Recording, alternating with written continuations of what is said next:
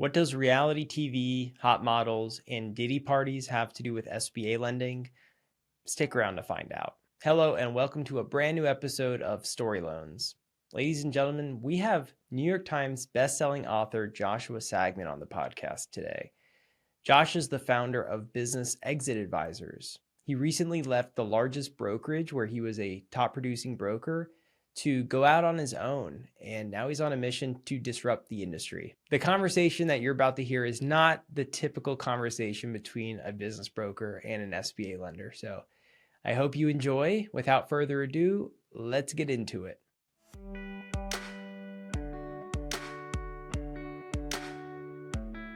By the way, before we get started, I wanted to ask, aren't you the guy from the Hamptons? Oh, wow. Now you're going back 20 years. But yes, that was my, how do we say, like 5 minutes of fame. I mean, when I was a little kid, I was in my 20s. We had just graduated college. And back then there was 5 TV stations. And we'll just say one of them picked up one of the very first reality shows Dude, called The Hamptons. that was insane. I was doing, I was like Yeah. doing my research on you, Yeah. and that came up. I saw a Washington Post article that described you as, Ugh. a meticulously tanned entrepreneur with a master plan. All right. That was better than, I think, the New York Post, where they had a picture of me full page and it was Ham of the Hamptons with 2 girls under each arm. So that one was actually good. But yeah, no, it was, that's a whole nother story we could probably do a podcast on. But Well, you've come a long way. I mean, you're out Thanks. with a book, yeah. Insider Secrets to Selling Your Business, Joshua Sagman. Mm-hmm. And we're going to be talking about that a little bit later. But, I had an idea I wanted to pitch you because that Love it. show, and so it was interesting because there was like actual famous people on that Yeah. show. Mm-hmm. But, the articles were saying like you guys were actually like the lifeblood of the show. Yeah. Wow. You really did do your research. I love it. Yeah. It was, I mean, listen, back then, and they filmed, I want to say in 2000. So that's 25 years ago they filmed. And That's before Jersey Shore. all that. Yeah, it was they called it one of the first reality shows. Barbara Capel, who did it, had won Academy Awards for a bunch of Woody Allen. She did a bunch of things, and basically ABC Television paid her to come in and basically document the Hamptons from Memorial Day to Labor Day. Insane. And yeah, and back then we basically owned Hamptons houses, and we would put anywhere from 20 to 30 people in the house. And we made it kind of like the scene. And what happened was they would film, different people. And I'm sure, as you saw, it was everyone from Nikki and Paris Hilton to, I guess now Puff Daddy was one of them. I don't know. Oh no, were you at a Diddy party? I mean, let me put it this way. And everybody always asks, the white party right now that's done by fanatics, and everybody hears about it in the Hamptons, was originally Puffy's. So to answer your question, yes. Did I ever go into the house and see any of these freak shows or any of that? Absolutely not. But yes, to answer your question, I was definitely there. It was definitely the highlight of the summer back in, the late 90s and early 2000s. Everybody and anybody would go to them. But a lot of it was, as I said, it would be catered. It would be outside. If you went in, it was just either to use the bathroom or, his house was right on the water down there. Don't they do something? Doesn't someone do that down in Miami, a white party, like and all the stars always come out every year? Yeah, they do. Once again, it's Lenny Hochstein who does the big one now, or does the big parties. He's a big what's the word I'm looking for? He does all the plastic surgery for the women. His wife was on a reality show, so he does a lot of the white parties down there. And Jeff Rubin. Rubin, that's who I was talking about. Rubin's the one who kind of took it up at the Hamptons, and he does like the who's who A+ list out there. But yeah, Puffy was the one that started with those parties 25 years ago. So Yep. here's what I want to pitch you. So like a reality show for sort of M&A transactions. Okay. Do you watch Sirhan, that show? Yeah, Ryan Serhant. Yeah. You know yeah. what he's kind of done with the real estate world? Yeah. But here's the thing. I've said no to everybody. We've had pitch sheets. Like, we've been to the point where they did one that didn't get picked up on business brokerage. There's definitely a market for it. Just rewinding back to the Hamptons and with me, it ended up killing my business at the time. So for me personally, and the reason, timeshares with more than 5 unrelated people per single family house is illegal. So as we grew our little empire of houses out there, and we were renting and then we were buying and we built them out. And then on ABC television, 9.8 million people watch this show, everything from Time Magazine to Washington Post pick it up. We'll just say the city saw it and was like, okay, this cannot be happening in our backyard.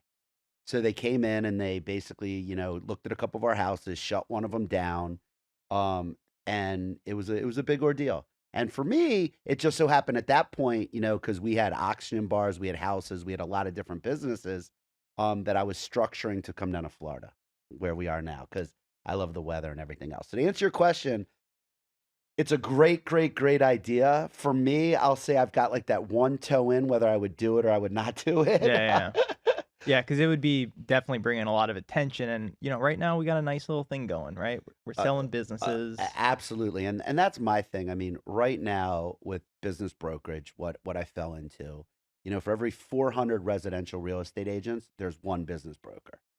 And when I walk into a room and I mention businesses, everybody's like M&A, family offices, private equity. They're all going for the big stuff. And, we really focus, I'll say under 25 million, but really 15 million and under Revenue or enterprise value? enterprise value. And that's my forte, Right. is people, I mean, with SBA, goes up to 5 million, and all the different parameters. I just feel like you hear about all the time, 30,000 baby boomers are basically retiring or leaving their industry every single month right now. The question is what are they doing with these businesses? Gotta sell 'em. Right? They and a lot of them just say, all right, you know what? I have enough money.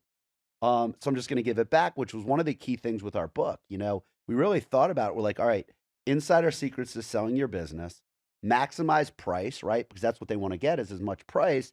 But the real thing that I'm finding is it's all about the seamless transition. Mm, It's all about people are saying to themselves, all right, I've been working with you for 30 years. I might want to retire, but if I don't have children that are going to come into my business, what am I going to do with it? right. And that's where I love the fact, as you said, with, lending and SBA and everything else, a lot of people don't realize that you could take a key employee, you could take that key employee, you could bring them to a bank, as long as their credit is such, right? They've got the experience. Banks love financing those Absolutely. transactions. And I think, and that's what I love having this podcast today, because I think there's a way to get that out to people that, hey, not only, do you have to sell it to a random stranger, but there's ways to take people that have been within your organization, get them lended, get them to buy your business. It's going to stay the same way it is. Mhm. As you're aware, you can sell up to 75% of the business.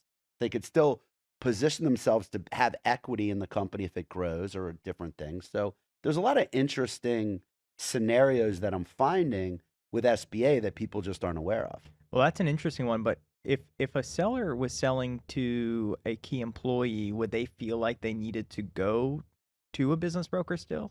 Probably not. But once again, I'm more, I mean, the reason I created my company, and a little background on me was, I worked for the largest business brokerage in the country, local in here in Florida, grew out. They have 300 offices, learned from some of the best in the industry, Andy Cagnetta, some of these other people. I still consider him a mentor of mine. But, my last year I was whatever, top 3 out of 1,200 with the amount of deals done. Really? But I always, yeah.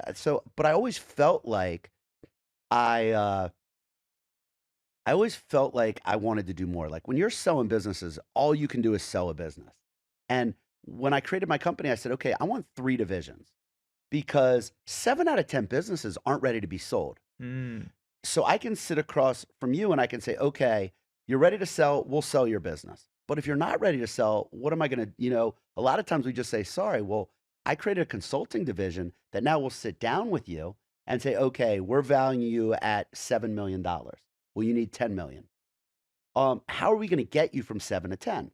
We do a 6 to 12 month process to get them to where they're ready to be sold. And it's all part of this thing where now I'm able to look at somebody and say, okay, you're ready to sell, I'll sell you. You're not ready, let's get you ready to sell.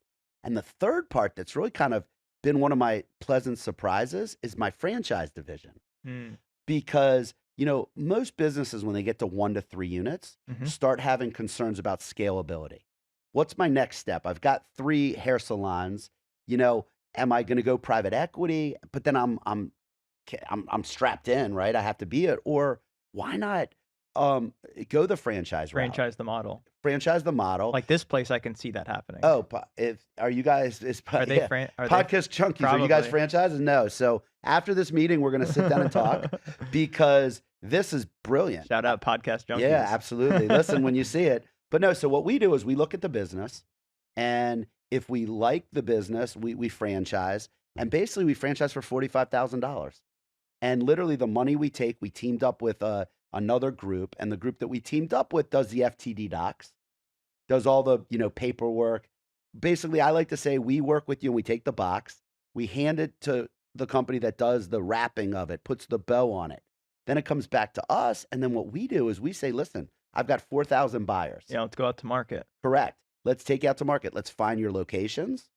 Let's find your buyers. Because we have people all the time inquiring on a hair salon. Well, if I just franchised another hair salon and this hair salon is not for you, why not go in that, the one that we just franchised? Now, when you're looking at a business, like what are some of the attributes of that business you would kind of put through your filter to determine if it is something that is franchisable? First and foremost, as you look at the history, you obviously have to look at financials. No matter It's gotta what, make money. it's got to make money. I mean, nobody wants to go in and buy a business that doesn't make money. So for me, the first thing I do is like when I come in is I look at the aesthetics. We're going to use podcast junkies, it's up and coming. I'm looking around. I see the business. I see physically it looks like it makes sense. The next step would obviously be to take a look at, the financials. You need at least, we like a year, but listen, the company we worked with literally did a tiny franchise in the basement to like 250 units. It was just an idea or a concept. So you can really franchise anything, assuming they've got all the parameters in order to make it happen. I'm looking at buyers and saying, this is why you want to buy this. They want to look at the It's history got to make of the sense for a business. buyer to invest in the franchise fee, into the royalty. Correct. And what are they getting for that? Correct. What are they getting for, the money they're putting down? And every month, if they're paying 8 to 10%, what am I getting for my 8 to 10%? Yeah. Can I Yeah. back up a sec? Because I Yeah, want to of get course. into more of this stuff, but Yeah. I want to just connect the dots on how you went from Yeah. like sort of quasi hospitality, Yeah. rentals, all this Yeah. stuff to M&A. Okay. How did you make that leap? Yeah. So, I mean, I think it all started, and I'll start at the very beginning. Very beginning is 18-year-old, go to Syracuse University, couldn't get into the nightclubs or the bars. Said to myself, okay, there's one nightclub in town. I want to rent it out because it's 18 and over. So I walked in, I looked like I was 13. I ended up renting this bar out with the owner. I did buses from all the dorms. So that was how I started as a serial entrepreneur. As I grew, I always was a marketing PR by trade. So I think it was always marketing PR. And then I'd always have an equitable, if I liked the business, whether it was just a small something, I'd figure out a way to get equity in it. At some point, like all of us, I had to grow up. I got married. I have a 9-year-old child. And my ex-wife was like, get a real job. Need a 9 to 5. No, yeah, exactly. She's like, it's great you're running Polo and, Lamborghini's a client and, Tito's Vodka. We did the very first on-site activation in South Florida for Tito's Yeah, Vodka, they got pretty big. which was a little, yeah. I mean, 12 years ago, I couldn't give it away. But to get to your point, I've always kind of had that marketing PR background, got a residential real estate license because I've always liked the residential aspect of the Hamptons mixed with the business, because we had the owning of the properties along with the marketing of bringing people in. And from there, I just realized that, there was an underutilized market for people looking to sell businesses. Okay. I owned a restaurant nightclub, and it's almost like they say in Florida, it was like a boat. When we opened, we were really excited. When we sold, we were even more excited. Did you use a business broker to sell any businesses prior to becoming? And that's what I look back and I always hit my head against the wall because I'm like, I never did. And thinking about it, we would spend, the nightclub, millions of dollars building this out, investors, all these different things. And then, 2008 hit and we were like, you know what, let's just call the landlord and get out of our lease.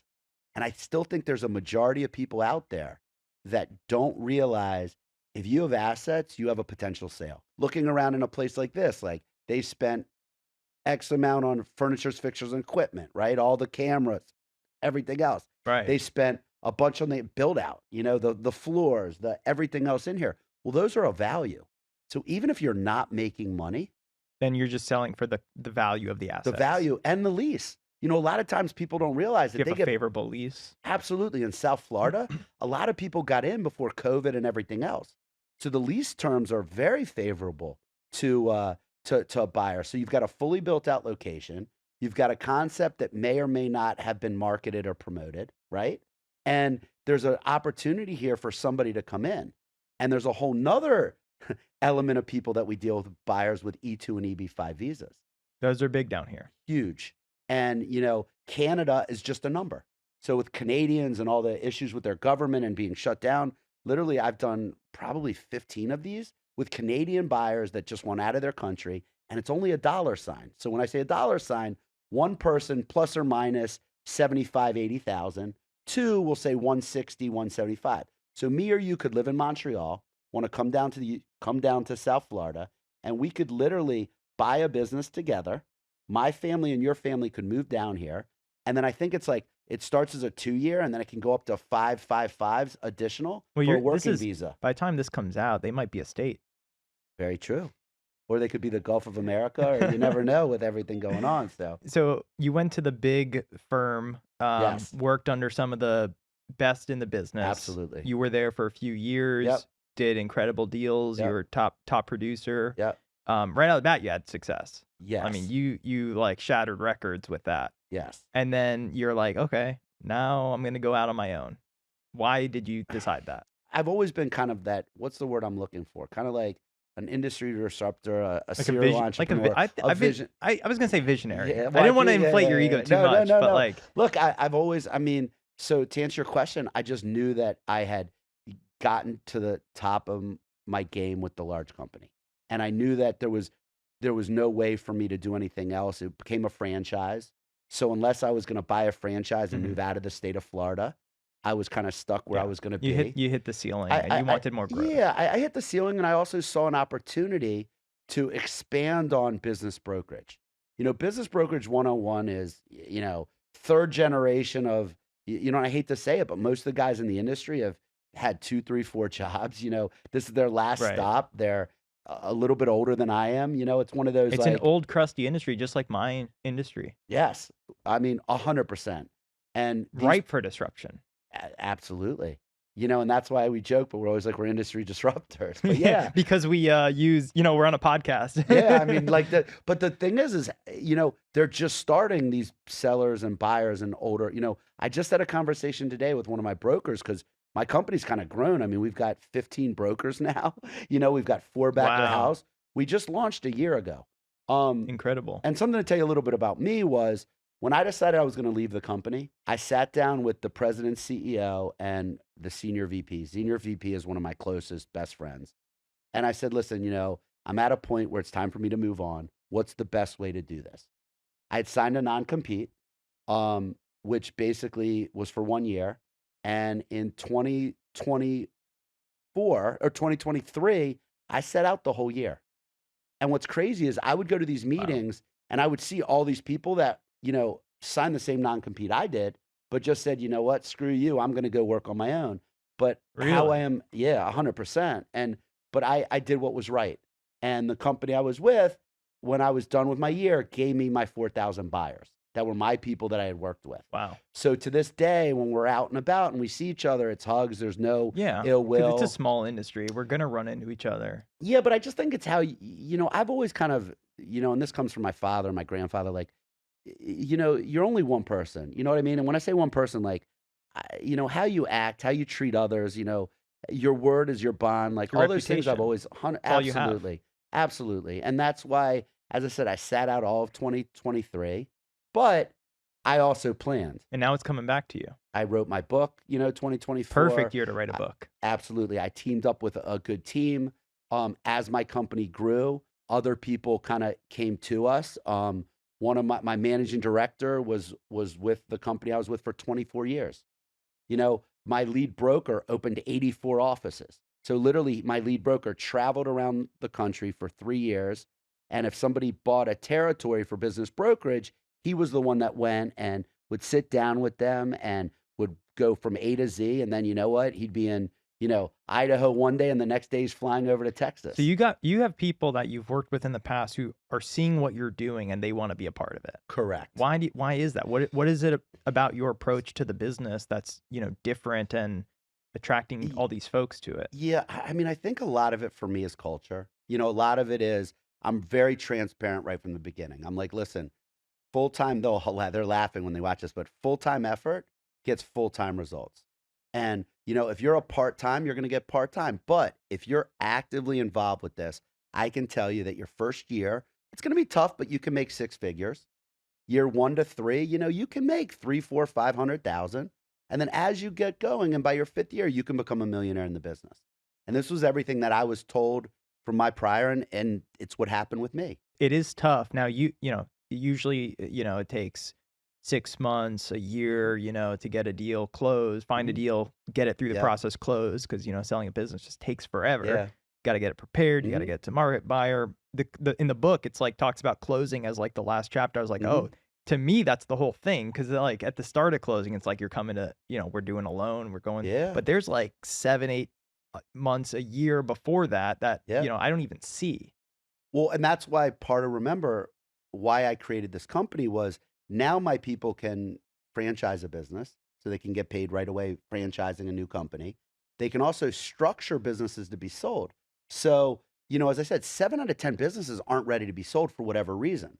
Well, we come in and we look at that business and we say, okay, and we've got a whole division who comes in, they analyze it, they charge a little something. But then what we do is once we sell the business, we'll give them part of that money back. So it's an incentive for them to be part of our team. But to your original question, I think it's just the way I go into life is the same way I went into business. And with some of the books that I've read, whether it was the Amazon Culture or some of these others, it all starts with kind of being, being grounded and being one of them. Like if I'm going to have my guys come in to do like drop letters, which is, one of the big things, I'll do drop letters with them. Like we're always readily available. And I think that's why in a short period of time, we've been able to kind of build this company in a year, to where it is. And in fact, May 17th, we are the IBBA conference, which is up in Orlando, and we're actually launching the state of Florida. So currently we're in Miami-Dade, Broward, and Palm Beach County. But May 17th, we are expanding to 5 more regions. We're going to do Orlando, Tampa, Naples, the Panhandle, and then Jacksonville. Interesting. Well, that's really interesting. Let me ask you this. Yeah. Why is it tied to geography with business? I mean, like, because I understand real estate being tied to geography, but with businesses being digital and with technology where it is, why is it thought of in a geographical way, business brokering? Well, for me, this goes back to, I don't know if you're a Florida, but there's a place called Blue Martini. Sure. So I was with the Blue Martini group as they grew. And they sat down with Darden, which was a big restaurant group, Capital Grill and everything else. And I remember them explaining how to scale. And what they said was, you want to start where you can look, feel, drive, be involved with it. So my thought was that if I have a showing in, Naples, or I have a showing in Orlando, I can hop in the car or jump on the Brightline and get up there for the showing and be involved with it. Plus with brokers and training, I can, it's able for me to contact them. So I started, because our office is right here in Boca Raton. So I started where everybody could kind of drive and be involved. And we're very active, whether we have Monday meetings, Wednesdays, Fridays.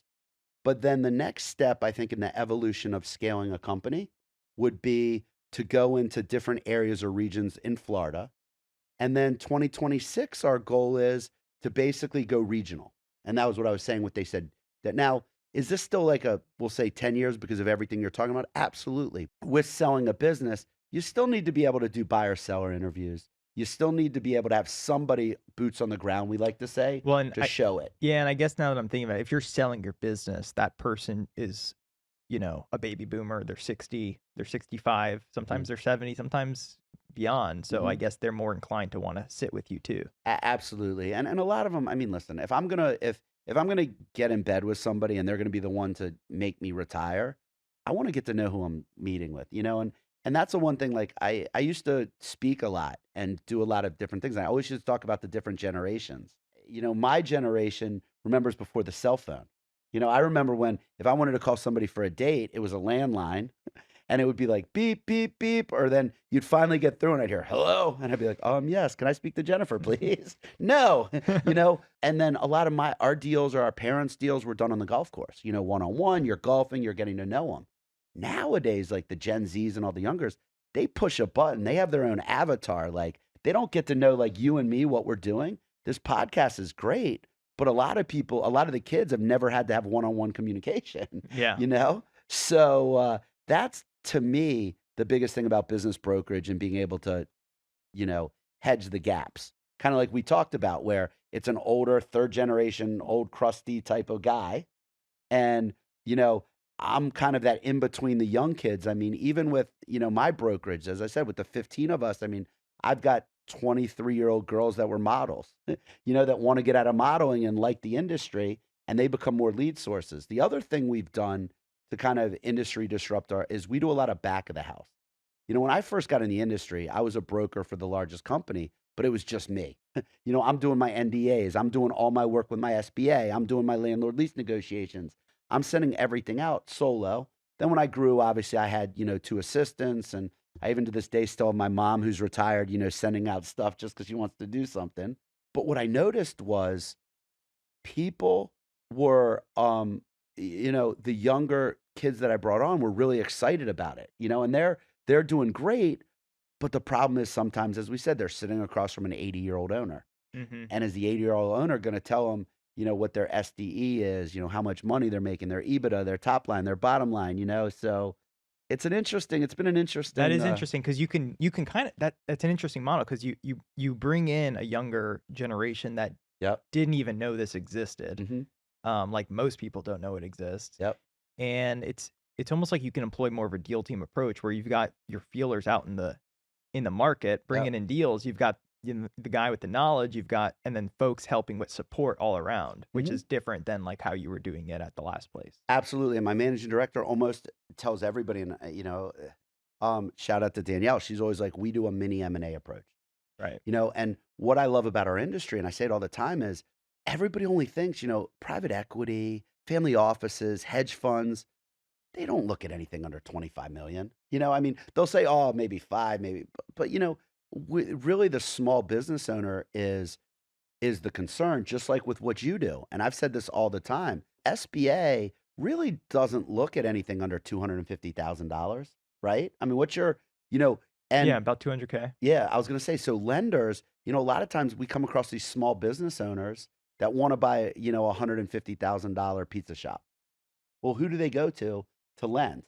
Yeah, it's a void in the market. Right. And I've seen that. And that's where it's like, yeah, they can go the hard money route, or someone will just do that, but 20-25%, right? Like what's SBA right now? 10 and a half? What's Yeah, your, about 10. yeah, I was going to say, so it's, I've found a void with lending, because we're talking, I love when I do this, of the small money lenders. And even the 200 or 250 with SBA, they got to jump through hoops. There's certain banks that don't want to. Right.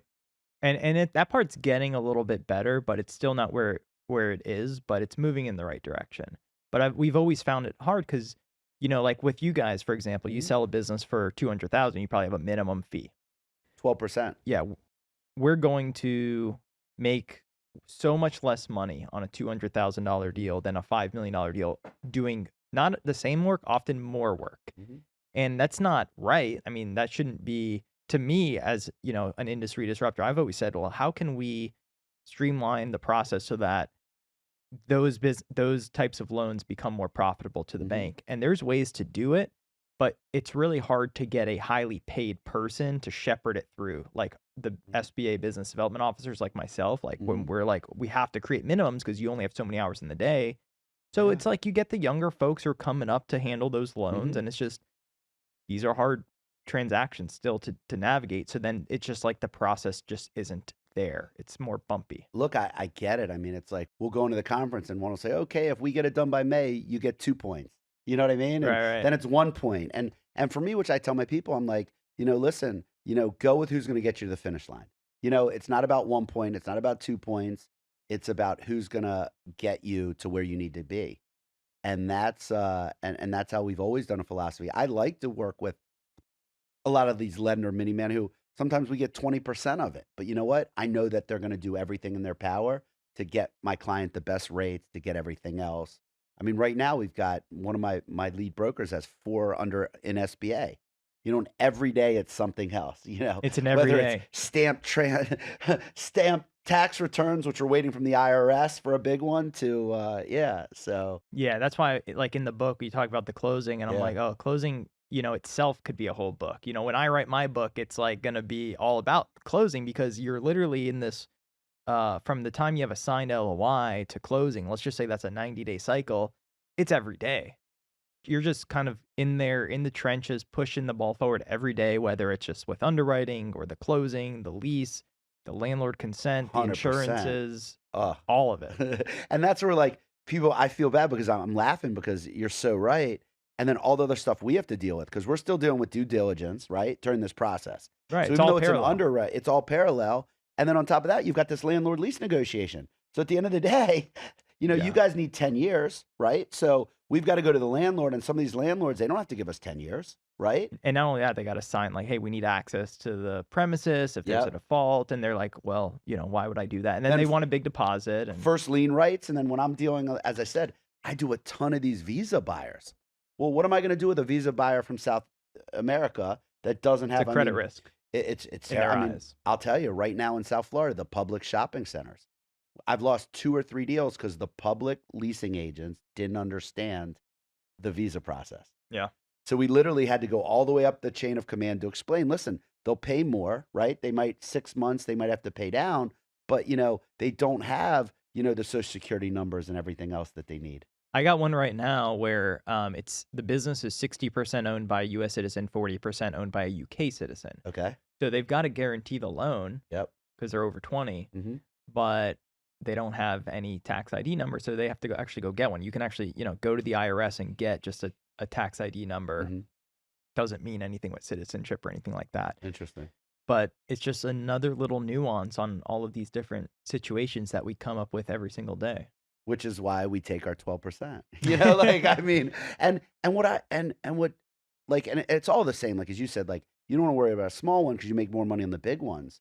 But that's where, we did a $10.5 million plumbing company, and I made more, I guarantee, on that $10.5 million plumbing company than the majority of these M&A guys doing $7,500 million deals. Right. Well, What I like about what we do, whether it's good or whether it's bad, is, when you get to these bigger deals, they're easier because you have attorneys, you have accountants, you have teams of people helping with quality of earnings and everything else. With us, we're the attorneys, right? We're the accountants. We're their psychiatrists half the time because they're selling their lives. that's the main job. Oh, well, we're the quarterback. That should but be yeah. that should be a podcast idea. Is like small business, therapy, like psychology, just talking to them. Oh yeah, there's so. I mean, we have so many. I mean, in this, and you do too with lending, but with stories of us. I mean, there's just so many characters, so many different individuals. Like, And it's like talking about a big deal. I mean, selling your business that you built for the last 20, 30 years, or the buy on the even on the buyer side. Hey, I'm leaving corporate America and buying a business for $5 million, emptying out my 401k to do this. Like, these are big transactions, and it's all falling on your shoulders, buddy. I mean, it's so true. That's where, like, as I said, it's more of an approach of, okay, do you have children that are going to take over your business? A lot of these businesses that are at the forefront of what we're selling right now, back to the Gen Zs, like, are they really going They to don't work? want it. Yeah. Are they going to work 70 hours a week with a bunch of, manual labored employees and different things like that? No. They're not. They want to be on YouTube. Exactly. So that's the first step we go to. So if they're not, so what's going to happen with it? If you have somebody that can step up, well, yes, but they don't have the money for it. Okay, well, the good thing about us is we can take you to market. We can quantify because everybody's done through NDAs and financial statements. My internal team calls, talks to them, sees if it's going to be a good fit. So try to at least find somebody to come in and with all these people retiring. So it's going to be an interesting, we're in a great market. What I love is, as I said earlier, I walk into a room and I say, how many people know residential real estate agents? And 8 people will raise their hand, right, to sell their house. Right. How many people know commercial?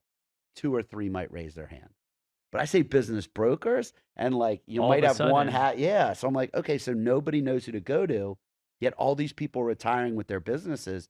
It's the best time right now to get into the industry. You're essentially the doorway to their multi-million-dollar exit if it's a business of that size. I was astonished by reading the book, like how much education is required. Look, with the book, I didn't know what to do when we put it out there. We sold over 5,200 copies the first day. A couple of podcasts like this, like Bookkeepers and other people, embraced the book. Yes. And when they embraced the book, it, like, one of them overnighted it. Like, it just, kept going, where, as you see, we became a bestseller. I was like, a bestseller. I barely graduated English class in high. No, I'm joking. But, like, I never thought that was going to be the way to do it. So my business partner, Hillel Presser, he's written 3 or 4 books. So what was great was, I outlined the chapters, went over the business brokerage. He went in from the legal aspect, as I know when you read the book, you saw the whole asset protection and everything else, which is a big deal. It is. I love the fact that not only can I sell your business, but we can protect your assets after the sale of the business. Right. So, yeah. Were there any secrets, because the book's called Insider Secrets? Yeah. Were there any secrets that were just too good that you're like, I can't put this in here? That's too good. No, I'm pretty transparent. Like, in the book, I think the big thing with the book was secrets, and why we really did it was we did it more like a workbook. When you read the book, a lot of it is you read a chapter, and then at the end, it really wants you to dig into your business. We really want you to come down and say, okay, what are the things I like about my business? What are the things I could do better about my business? So we did it more so people could read it and work through it. The secrets really is being prepared. The sad part of what I do is a lot of times it's too late. I always tell a story about, the florist shop in Palm Beach, one of the largest floral shops. Literally, he was the florist of the stars. Like, he went to sleep one night and didn't wake up the next. A state calls me, we're in there, the phone rings, and it's Celine Dion's people with her on the phone that she needs an order of flowers. And the problem was, because, he was an owner operator, which the majority of these businesses are, and he hadn't planned it out, we were behind the 8 ball. So instead of being able to sell it for a certain amount, we were selling it for less. Also in the book, I talk about Wawa effect. A lot of people out there own gas stations, convenience stores. Well, when Wawa came into South Florida, right away, they would come in and, you sell gas stations off of the amount of gas you do. So you might be doing 200,000 gallons of gas. Wawa opens across the street. Now where you're valued at 2.4, you're doing 60,000 gallons of gas. You're going to be worth half of what you are. So a lot of the secrets in the book is just kind of being prepared. And just being aware of all the different factors involved. I was struck by just like valuation, for example. Mhm. Like you're sitting there explaining it and talking about how sellers don't really always understand valuation. They have a number in their head, but it's not based on any sort of actual valuation method. Listen, the real thing with valuation comes down to one thing. At the end of the day, if you buy a business, you want your money back in a certain period of time, right? And the problem is we use real data of what is sold. A lot of times they'll sit down with an accountant, and an accountant will say, oh, yeah, you're worth this much. Well, Yeah. Where are you getting this from? Are Yeah. you getting it from online? Or are you getting it from a book? Like, no, ChatGPT. exactly. Are you going on and saying, what should this sell for? When the truth of the matter is we have real data from the last 20 years of what is sold in what regions and what areas. And what else is out there for buyers? So it's like, why does this make sense for a buyer? The sellers need to probably ask themselves that question. Because if you're buying a business for a 3x or a 4x multiple, it's like, well, why would they pay 7x for yours? And there has to be some solid reasons for that. But that's still way out of the norm. Well, we're lucky in Florida because we have something called the BBF, which is kind of like the MLS, but Business Brokers of Florida. So my agents are able to go and pull real-time comparables of this is what, excavating companies sold for. This is how many have sold. This is the multiple. This is how long they were in the marketplace.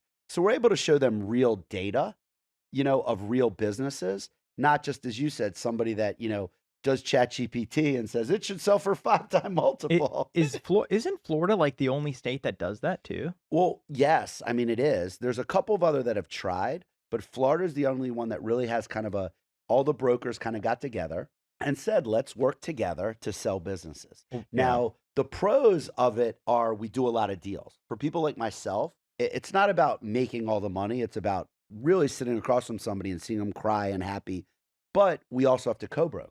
Right. And so you split a fee, whereas in other states, they're like, they don't split It's the fees. Wild West. They can say, I'm sorry, and it happens all the time. And I hate it. But like, I'll find a really good business. And I'll have a buyer that wants to buy that business. And I call and they're like, no, we don't co-broke. I'll That's still do the so deal, but crazy. it's like, You're getting a fraction now. correct. And that's what I tell people, a lot of what we do with working with clients when they want to sell their business is education, is kind of explaining to them the story and what we're going to do and why we co-broke and why we like to work. I love working with other brokers because in my mind, you know what? Yeah, they're going to take half my commission, but now I've worked with somebody, I see how they work. Hmm. And down the line, when I have buyers or I have sellers, we're part of a little circle and we know how, we can work together on it. So, Why is the sort of Main Street M&A market mhm. so wild, wild west across the country versus like the real estate market, for example, where everything seems to be more standard, at least on a state level? Well, I mean, look, what just happened with the real estate agents, hasn't happened to us, but where now you don't have to pay a buy side commission, right? So if I'm working with a buyer and I have to right from the beginning come to you as the seller and say, how much are you going to pay me in commission, right? Because they had that lawsuit with the MLS in a Midwest state. So I think the answer to your question is for us, it's always been the Wild West because these M&A guys make a lot of money, and they feel like, look, I have the seller. Because I have the seller, buyers are going to come to me. And you know what? I don't have to pay them or I'll find the buyer. There's also buying entities, as I had mentioned earlier, that are kind of dialed into certain industries. I mean, look at South Florida, the car wash industry. Car washes, if you had talked to me 10 years ago, I'd say buy them, buy them, buy them. Now all the private equity got into car washes, because it's a real estate play, kind of like McDonald's. I just saw a huge M&A deal get Mhm. announced for car washes, like a $50 million acquisition of 3 locations by El Car Wash. Bingo. That's where it's kind of evolved over the last, 10 years because it's a cash-based business. Before, you remember when we were growing up and you'd go and there'd be one guy who owned it collecting the cash from everybody. But the whole business model of, residual income where they pay $50 a month, right, to come in is why they're selling for ridiculous multiples. Because once you pay $50, it's on your credit card. Are you really going to cancel? Well, and I had that done and I canceled and they didn't cancel it. So it's even better business model because they're stealing my money now. Look, So half of them. I mean, it's like I always laugh like Lifetime Fitness. I've been with Lifetime forever, and like I skip a couple of months and then I get back into it. But you know what?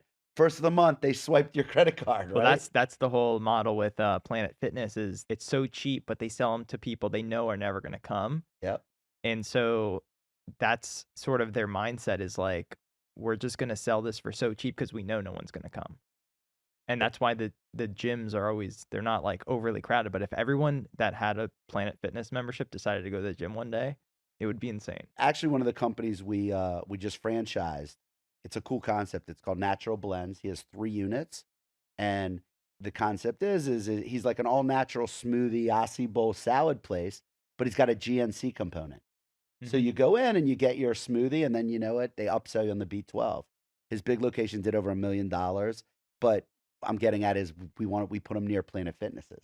Do you put them near the Right. gyms, the smaller ones? Like, the Lifetimes have cafes, Right. but a Right. lot of the Lifetimes don't. A lot of the other Yeah. ones don't have, not Lifetime, a lot of the LA You Fitnesses see and LA all. Fitness with NutriShop, I think, is kind of like They're always new. popping up near the Yeah. LA Fitnesses. Same Do you concept. know where I'm going later today? Where? Sweat House. Okay. That's it's a whole concept just to go to, you know, the sauna and the Yep. cold plunge. That's interesting. Yeah. Yeah, And that's a whole nother. that seems like it's popping up. We're selling a couple of the cryo Cryos, places. yeah. Yeah. We're selling a couple of cryos. That's an interesting business. Cryo cured like I had a hip pain for Yeah.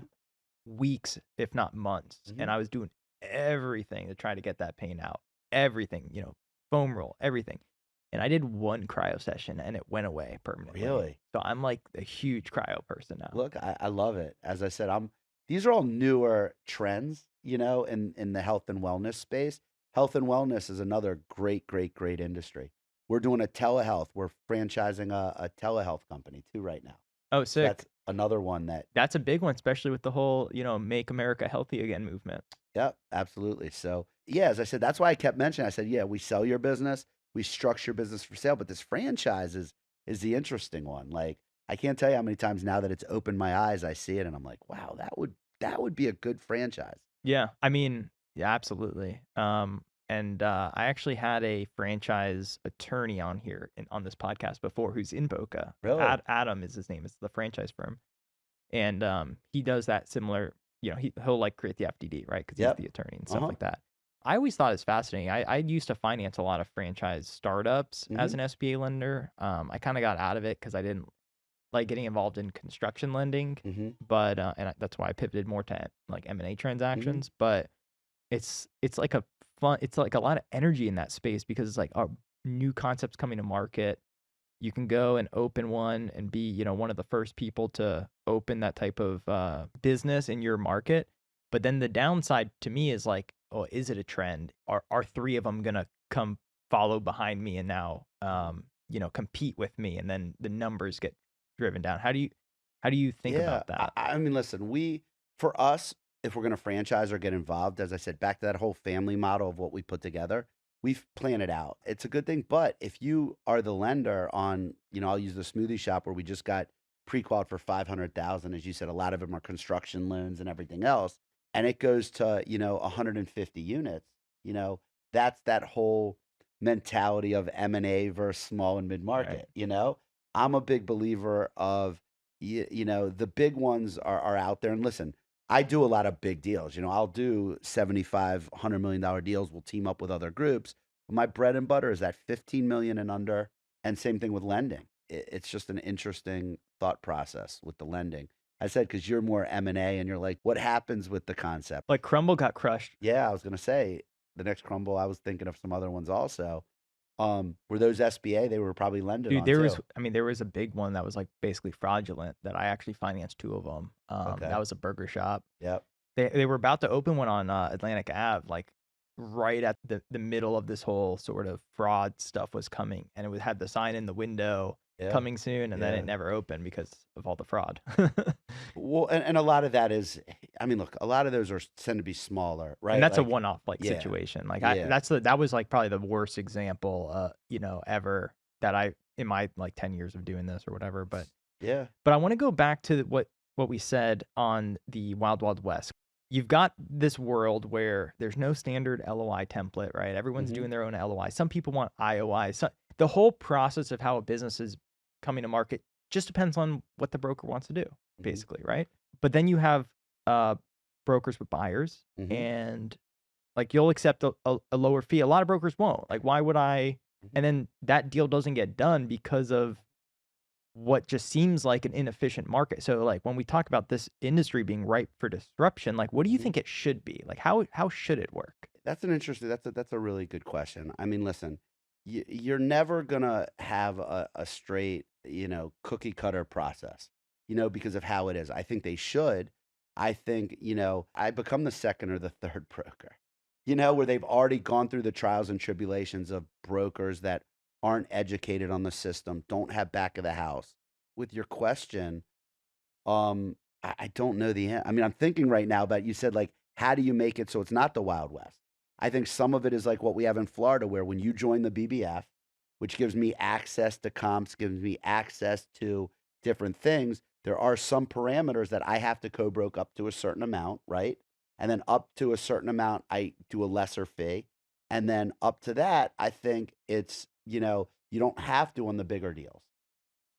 I would say that type of scenario is probably the best with regards to what you're saying, where there's some type of organization like we have down here where people have to, in order to be a part of that, there's parameters that make it so it's not the Wild Wild And West. the result would be that businesses are sold faster Yep. and for more money, and which is good for the business owner. Yep. And the only downside is the listing broker makes less money, which is why probably there's a lot of pushback on that in other states. Correct. Whatever way it is. And you So, can make it up on the other end with buyers. And now you can bring buyers to brokers. correct. But realize too, yes, to answer your question, absolutely. But people don't think like that. People, plus a lot of business brokers, they're not doing a lot of deals. They're doing one or two or three deals a year. So in their That's their mind, nut. that's their nut. Yeah. So if they're only doing one or two or three deals and they only have 5 listings or 4 listings, and they're going to give up half of their revenue, it doesn't make sense for them, right? I wanted to ask you a couple more questions real quick. Like being the second or third broker, like let me kind of bring it back to SBA. I put out a term sheet on a deal to say, hey, I'm going to finance this. Here's what the terms are going to be. There's two ways to do that. There's kind of the way I do it, which is sort of to really wrap your arms around the deal and try to figure out, is this something I can really get home on? And if so, what's the structure? And I need a high confidence that I'm going to be able to get that done versus I'm just going to throw this out here and see if it gets accepted. I'm going to figure out everything else later. So it's like, am I just going to give people what they want and go the easy route and just try to see if I can win this deal and tell people what they want to hear? Or am I going to just be disciplined, figure out what it's going to actually take to get this job done and kind of get the end client to sort of swallow the medicine that they need, even though that might involve asking some tough questions and trying to get them back down to reality. And our industries are aligned, but they're a lot alike.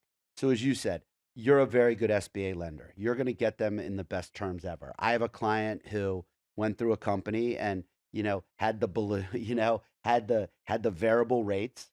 So as the rates went up from 6 to 10.5%, they got killed crushed on it. They got crushed. Yeah. And basically it killed them because the lender didn't disclose at the very beginning the difference on everything, which they didn't understand. Someone like you would have explained it. Brokers, same thing. In the state of Florida, I have a residential real estate agent license. You need a license to sell in 16 states, 34 states, you don't need anything. And I'll wrap this up real quickly. The reason I'm getting is because a residential real estate agent can sell a business. They've never done it before. They don't know how to do an APA. No, it sounds like a nightmare. Exactly. So when I say second or third, that same thing with commercial guys. Same thing so with you, I think it's the same thing where, yes, anybody can say they're lending, right? They're going to lend, but are they going to do the due diligence and everything to do best by their clients? So that's why I think a lot of times in my industry, someone will go with the first broker they come because they don't know them. They come in, they pitch the world, and at the end of the day, they don't proceed. Well, and they might just say, "Hey, we're going to get you X price," and there's no way they're going to get that price. Correct. And that's where our listings are a year. We've got every 90 days we sit down with the client. We've got analytics. Like we do everything where I'll show a range. I'll say, listen, your business is going to sell between $1 and $1.2 million. This is where it's going to do. Right from the beginning, I always tell my agents, tailor expectations. There's nothing worse than telling them, oh, it's going to go for 1.5 when it's not. It's going to sell for. Exactly. Yeah. Last question. Yes. Is it true you sold a dead bodies exhibit? Wow. Yes. That's, they're all laughing. That is true. It was Las Vegas, Bodies Human. A lot of you guys have seen them. Oh. And the coolest thing about that, well, not coolest thing, but we ended up finding a traveling dinosaur exhibit. Obvious buyer. That wanted to make it part of their group. And a little interesting hiccup with it was at the end of the day, we're at the closing table, everything's done. And one of the attorneys is like, you know what? We need to do an addendum. I'm like, great. What now? They said, you can sell dead bodies. You can't sell fetuses. Because there was a fetal exhibit in the dead body exhibit, and we had to do a addendum to the dead bodies exhibit. But yes, so many puns probably throughout that deal that you could make about the deal dying and this and that. Yeah, it was in our end, it's a cool. I mean, listen, for people out there, if you've always wanted to get into the other side of selling businesses, it's the story, the everything, and you make a good living. But it's an interesting concept, definitely. Every day is different. Every day is different, my friend. Josh, thank you for joining me. Absolutely. Thank you for having me.